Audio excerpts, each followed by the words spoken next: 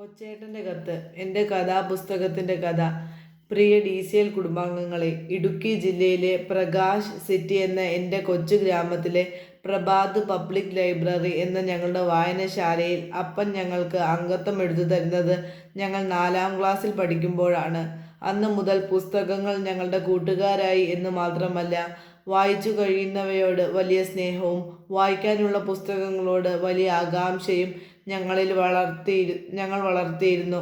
ഒരാഴ്ച ഒരു പുസ്തകം എന്ന വ്യവസ്ഥയിലാണ് അപ്പൻ ഞങ്ങളെ ലൈബ്രറിയിൽ അംഗങ്ങളാക്കിയത്. ഞങ്ങൾ അത് വായിച്ച് അതിൻ്റെ സംഗ്രഹം വീട്ടിൽ പറയണമെന്ന ധാരണയുമുണ്ടായിരുന്നു. അച്ചാച്ചൻ എന്ന് ഞങ്ങൾ വിളിക്കുന്ന അപ്പന് ഏറെ ഇഷ്ടം യാത്രാ വിവരണങ്ങളും ചിന്താഭാരമുള്ള നോവലുകളുമായിരുന്നു.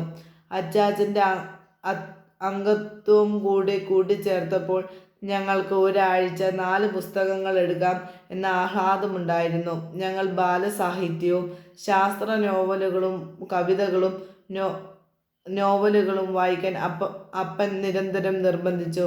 എഴുത്തുകാരുടെ പേരും അവർ എഴുതിയ മറ്റു കൃതികളും അച്ചാച്ചൻ ചോദിച്ചിരുന്നു.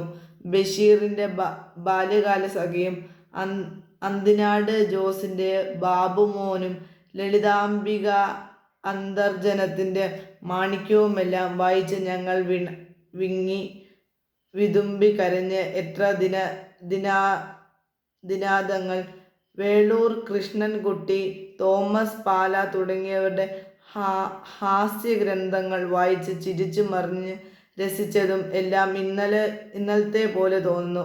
എന്നാൽ മുതിർന്നപ്പോൾ ഞങ്ങൾ ഒരു കാര്യം തിരിച്ചറിഞ്ഞു.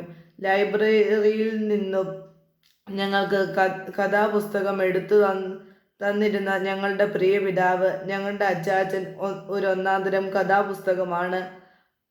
അപ്പൻ എഴുതി തരുന്ന കഥാപുസ്തകം വായിക്കുന്നതോടൊപ്പം അപ്പൻ എന്ന കഥാപുസ്തകത്തെയും ഞങ്ങൾ വായിക്കണമെന്ന്. ബാല്യത്തിൽ അപ്പൻ ഞങ്ങൾക്കു ബാല്യസാഹിത്യമായിരുന്നു. മല്ലനും മാധവനും കുരങ്ങനും മുതലയും പോലുള്ള രസിപ്പിക്കുന്ന കഥയായിരുന്നു അപ്പൻ. കൗമാരത്തിൽ ശരിയായ തീരുമാനങ്ങൾ തെറ്റാതെ എടുക്കാൻ നിർബന്ധിക്കുന്ന, ഞങ്ങളുടെ കുറ്റങ്ങളും കുറവുകളും കള്ളത്തരങ്ങളും എല്ലാം കണ്ടുപിടിക്കുന്ന അത്ഭുത ശക്തിയുള്ള ഫാറ്റ്മാനും മാൻഗ്രേഡും ഡിറ്റക്റ്റീവ് മഹേഷും CID പുഷ്പരാജുമൊക്കെയായിരുന്നു ഞങ്ങളുടെ അപ്പൻ. ഞങ്ങളുടെ എല്ലാ തട്ടിപ്പും വെട്ടിപ്പും കണ്ടുപിടിക്കുന്ന സൂപ്പർമാൻ. ഞങ്ങൾ മുതിർന്നപ്പോൾ അപ്പൻ ഞങ്ങൾക്ക് വിക്ടർ ഹ്യൂഗോയുടെ പാവകളിയിലെ കള്ളനോട് ക്ഷമിക്കുന്ന ബിഷപ്പ് ആയി മാറി. പിന്നെ മക്കൾക്ക് പഠിക്കാനായി സ്വന്തം അസ്ഥികൂടം മുൻകൂട്ടി വിൽക്കുന്ന ടാഗോറിൻ്റെ റിക്ഷാവലിക്കാരനായി. ഇന്ന് അപ്പനെ വായിക്കുമ്പോൾ അപ്പൻ ഞങ്ങൾക്ക് ആരെങ്കിലും എഴുതിയ കഥയല്ല, ഞങ്ങളുടെ ജീവിതത്തെ രൂപപ്പെടുത്താൻ, ഞങ്ങളെ രക്ഷിക്കാൻ, ഞങ്ങളോട് ക്ഷമിക്കാൻ, ഞങ്ങളെ സ്നേഹിക്കാൻ, ഞങ്ങൾക്കായി സ്വന്തം ശരീരവും രക്തവും നിങ്ങൾക്ക് വേണ്ടി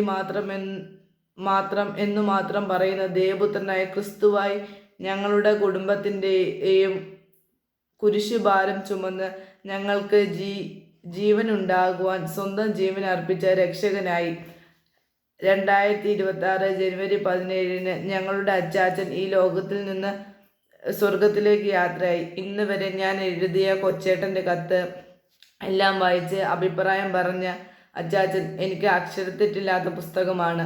അപ്പൻ എന്ന ഗ്രന്ഥത്തിൻ്റെ ജീവിതഗന്ധം എൻ്റെ ജീവിതത്തിൽ സുഗന്ധമാണ്. പ്രിയ കൂട്ടുകാരെ, നമ്മളുടെ മാതാപിതാക്കളെ വായിക്കുവാനുള്ള വളർച്ചയാണ് മക്കൾ എന്ന പദവിയുടെ യോഗ്യത. നിങ്ങളുടെ മാതാപിതാക്കൾ നിങ്ങൾ വായിച്ചു തീർന്ന നല്ല പുസ്തകങ്ങളാകട്ടെ. ആ ജീവിതകഥയുടെ ദൃശ്യാവിഷ്കാരമാകട്ടെ നിങ്ങളുടെ ജീവിതം. സ്നേഹത്തോടെ, സ്വന്തം കൊച്ചേട്ടൻ.